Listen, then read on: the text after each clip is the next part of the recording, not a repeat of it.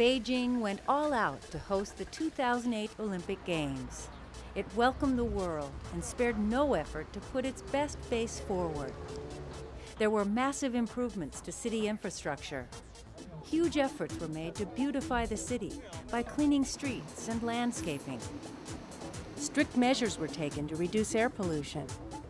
The government spent a whopping $40 billion to welcome the world for the Olympics.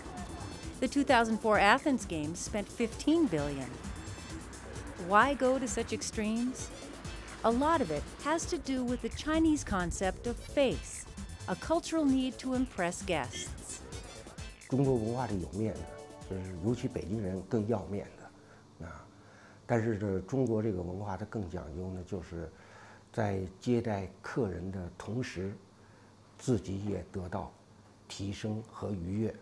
你比如说，我们家要来客人了，我是要面子的，我要把家里收拾干净，要给客人准备很好的这个吃的喝的。Young Lan knows a lot about face. Hers may be the most famous face on Chinese television. She's considered by many to be the Chinese equivalent of Oprah Winfrey. During the Olympics, the Hong Kong Stock Exchange valued her company in the millions. Her lessons about face began as a child, during much harder times. Even during those most difficult times with food rations and not enough meat and eggs to eat, my grandfather always served the best food for the visiting relatives, sometimes distant relatives.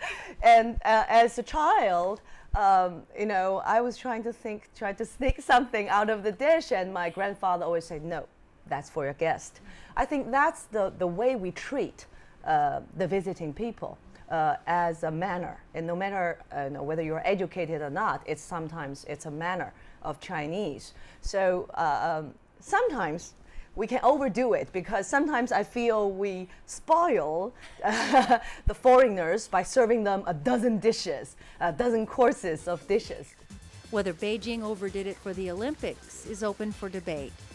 But to understand why China went to such extravagant lengths to put its best face forward, it helps to understand more about its history. Well, sometimes people fail to understand the centuries struggling of Chinese. From being humiliated after the Opium War 100 years ago, some of the provinces, and like Hong Kong and Macau, were colonized, and then the invasion of the Japanese troops and the Second World War, and then the Civil War. A lot of people suffered, and then the poverty and the closed society. And when we first opened up during the late 70s, we were stunned by how developed the West countries. Many Chinese saw the Olympics as a way to show the world their nation's best face for the first time in modern history. We want to present ourselves as a modern country to the world. I think that touches the core of this Olympic Games. The Olympic Games is a landmark or a turning point of China being a modern country. China's grandest example of putting its best face forward may have been the opening ceremony on August 8, 2008. It was considered a citywide holiday, and most Beijingers got the day off. They spilled out into the streets in anticipation of seeing the show. We're around the corner from Tiananmen Square, and it's 4 hours before the opening ceremony. The excitement here is just like Times Square at the turn of the millennium. People mobbed our television cameras, eager to share their excitement and national pride with anyone who might be watching. 奥运加油！中国加油！中国加油！加油！中国加油！中国加油！中国加油！ Why are you excited about the Olympics? 因为这个是我们等了100年等到的奥运，大家都一直从上一届之前的申办没有成功，然后大家觉得非常遗憾，然后现在从申奥成功2001年开始，我觉得所有中国人都一直在等今天，然后一天一天的慢慢近了，慢慢近了。其实我刚开始还不是特别的激动，但是之前就是在最近的几天吧，就情绪越来越高涨，越来越高涨，看着满街都是这样脸上贴着奥运的旗啊那样的朋友，就觉得特别的兴奋。Charles, you're here from San Diego. What got you to Beijing? Well, I was born in China, and when I was 5, I moved to the U.S. So although I haven't been in China that very much, I still have my roots here, which is why I decided to come and visit my relatives, and also for the Olympic Games, which is very special because not only is it the Olympics, but it's in my homeland, which I feel really strongly about. 我从四川泸州出发，走了，现在是走了3万多公里了，走了2年半还多的时间，因为这是北京奥运会开幕式，我说一定要赶到开幕式之前到北京，所以说我已经进京了很，就是为了赶这个奥运会的开幕式。As the sun went down and 8 o'clock approached, many Beijingers watched the ceremony on giant TV screens.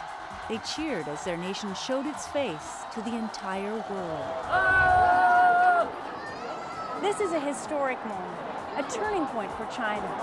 These opening ceremonies mark the beginning of a new era for Beijing. The ceremony itself was an epic spectacle that involved a cast of several thousand, tons of fireworks, and some of the latest multimedia technology. One of the men behind this massive display of Chinese face was actually a Frenchman. Yves Pepin was one of the show's creators. Every show is different, I might say anyway, but this one is really particular because this is certainly the biggest one I've been involved in, but the biggest one never ever existed. In helping to put on China's biggest show in history, Yves Pepin had to wrap his Western mind around the very Eastern Chinese concept of face. Western, the concept of face is maybe not so relevant, but we can transfer it in the concept of hope in ourselves, confidence, better confidence in the future. There is in this, in what we can learn from all these people gathering for this event, is that beside the face there is the energy, there is this kind of willing to do something together, to achieve it, and to make a collective success with that. One of the literal faces of the opening ceremony was China's biggest pop star, Liu Huan. In China, he's as big as Michael Jackson or Paul McCartney. Okay, face. Yeah. This is a very important concept for the Chinese people. The face, lost face, or actually, I cannot explain it very clearly. Something is got some relationships with the glory or honor. Something. For example, I invite somebody to my home to take dinner. They come. They are very glad. They are very happy. I got the face. Liu Huan has performed thousands of times in front of massive crowds, but the opening ceremony performance is one performance he'll never forget. In that time, I just keep standing at the top of that globe. I just feel like standing on the top of the world. Just got that feel. That experience is perfect. I think there will be no second time, not the second time I can get that. It's really fantastic. The face Beijing showed its Olympic guests may also have benefited the ordinary Beijinger. I think most important change is the quality of air. Yeah, that is very important for the citizens. And now in this several days, maybe as the visitors you cannot find it, but for the Chinese people, I know that in this year that's much, much better. After all, part of putting on a good face for your guests is to enjoy the benefits when your guests leave. 这样的话呢，这个客人呢他很高兴。那么我通过跟客人的交流呢，我也得到提升。个人家庭是这样，一个国家也是这样。 Many Beijingers, at least in the short term, have noticed an improved quality of life because the city worked so hard to put on its best face. 就像前门就很多古代以前的建筑都翻新了，然后盖了非常多奥运场馆，然后大家所有的人的奥运的情绪也非常的高涨，然后大家就在学英文呀，为了奥运准备一些非常多的活动，我觉得变化真的特别大。I think it's really nice how they were able to update everything from like the subway to new infrastructure that makes the city a lot better, a lot cleaner, a lot more of a newer city than before. 举办奥运会以后，如何能够把奥运形成这些好的习惯，那好的建筑，那把它保存下去，把它这个保护好。The world can probably expect to see more extravagant displays of Chinese face as China continues to take its new place in the world community. But it will be hard to top the Olympics and the opening ceremony.